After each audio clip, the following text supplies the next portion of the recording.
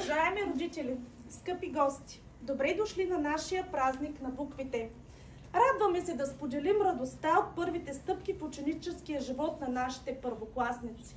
Нека този ден бъде изпълнен с усмивки, вълнение и вдъхновение за нови пътешествия в света на знанието и откритията.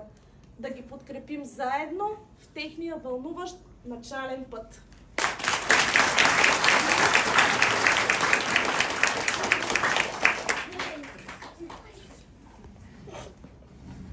Запитайки удивителни, точки, бочки, въпросителни, но това е възмутително да се учиш принудително. Аз и по-много, значи по загадъчни задачи, с престъпления брутални, все от фирми криминални. Като седнам ще вседам, цяла вечер си ги гледам. Мама късно се прибира, баба вечно се не вера. Казват, че съм мързелив, но съм голям детектив. Вместо буквите да сричам, а след топката ще тичам.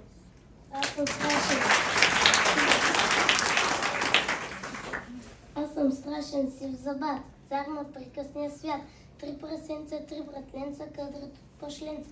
Трите си каштурки свети, мисля, че се скрити. Вчера глътнах цяла бабка и една червена шапка. Този хърхърк сред слънчеца, не видях овеца. Тю, 7 хубави козлета, не са ми късмета. Майката коза грижлива на пазар отива. Охо! Я здрасти, ти кой си? Здравей, вълчо, аз съм Незнайко. Здравей, Незнайко, какво ти има на ухото? Да не си болен, да се привърза на кол или някой колега ти го охапал. О, не, но учителката каза, че през едното ми ухо влиза, през другото излиза. Вече ще запомням буквите и няма да ми излизат през ухото. И не мога да разбера защо ме наричат Незнайко. Аз знам всичко, повече ми прилага да се казвам Знайко. Знам. Аз професор съм голям. Хищна птица кавача, слона 200 метра скача, на дърво расте пипера. Бяла мечка срещнах вчера, вълците са тревопасни, а пак зайците опасни. Китовете ходят, боси кенгурото, шапка носи. Виждаш ли, че всичко знам? Аз професор съм голям.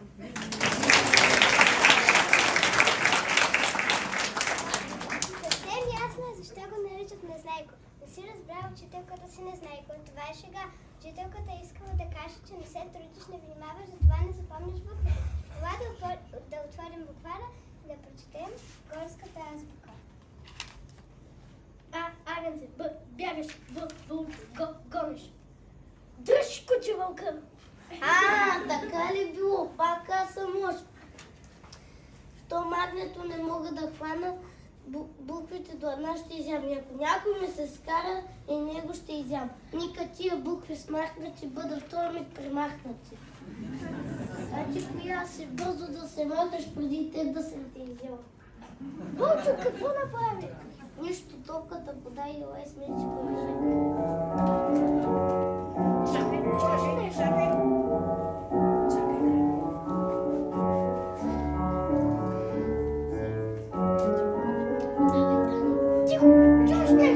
Какъв е този страшен шум? Да, аз съм страшният цар на мързела тъмнината и незнанието. Цар Мързелан съм. О, какво щастие! Нови поданици пристигат страната Мързеландия. Незнайко, ти ще си пръв приделен слуга и мой шут. Вълчо, моят домашен любимец. Аз слуга и шут? Никога! Аз придворен любимец, страшен кръвожаден вълк, в никакъв случай. Хайде, докато не съм се ядосал и никакви букви, никакво писане, никакво учене. Добре, да вървим, само да си взема топка и игри. Стой, че какви игри в нашето царство? Никакви игри, само се лежи и тръгвай. Не искам без игри. Кой ще може без игри? Ден дори да издържи.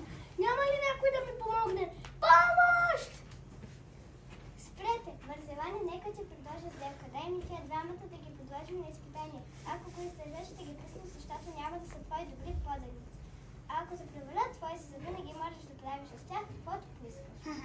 Тия двамата твоите изпитания никога не ще преминат да четат или да пишат. Мислиш ли, че той обичат от веки, дето щеш, пак ще ми ги отведеш. Незнайко, Вълчо, аз съм приятел за книница на буквите. Дайте ръце, елате с мен. За да се спасите от злато, което ви чака при цар Мързелан, трябва да откриете вълшебния ключ за приказното съдъче на Знайко. заниманието. Това никак не е лесно, но аз първокласниците ще ви помогнем да се справите. Ще ви заведа в тяхното весело царство. За да се спасите, жена ще трябва да вървите. Учениците от първи В ще ви хванат за ръка, приказки ще ви разкажат, буквите ще ви покажат, за да видите, че е лесно, а и много интересно сами да пишете и четете, силни наивни да растете. Добре. Добре дошли, мили гости, на нашия празник на буквите. Ние сме тук, за да ви покажем, че вече знаем цялата азбука и можем да четем и пишем.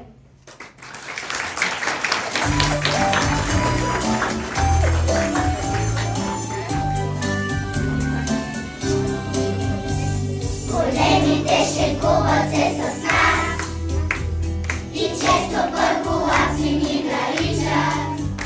С насмешка казват, тези първи клас не могат да четат, а само сричат.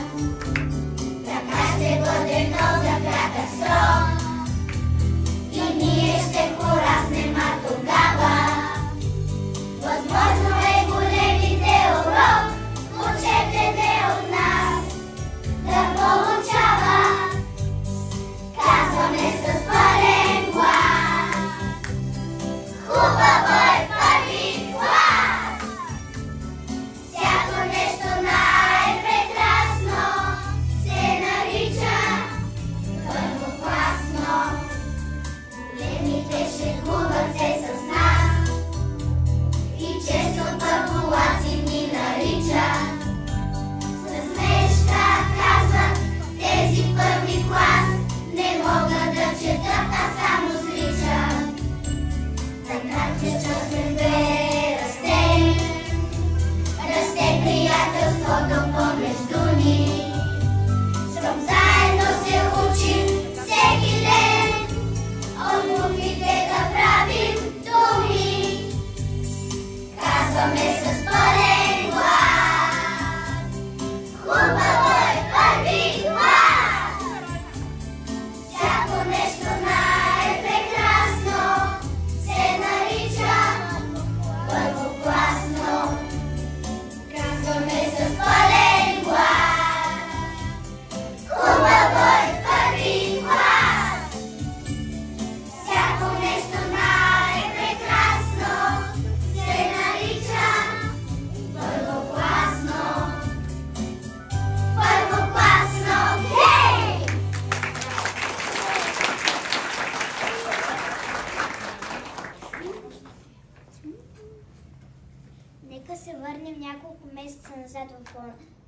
Нека се върнем няколко месеца назад в онзи слънчев 15 септември, когато за пръв път влязохме в училищния двор. Бе тиха есен, капеха листата, звънчето пееше с приятен глас. Отворихме страхливичко вратата и влязохме за първи път в клас. Браво. И мислехме си, нищичко не мога. Не знаехме да сричаме дори. Дали учителката ще е строга, дали другарчите са добри. Така беше развълнувани, но щастливи. Ние се запознахме с родните букви. 30 на брой, изучихме ги всички. Малки, главни, печатни, ръкописни. Преживяхме много весели и тъжни моменти, но се отказахме от нито един от тях. Днес ще ви представим тях, буквите. Неизвестен. Буква А пред никой, тъй като неизвестен, незаместен, непреместен. Сега ред не се пробуква, той е вечен като буква. Буква А го оглавява, буква Я го венчава. Няма ред по-съвършен, по-признак на променен.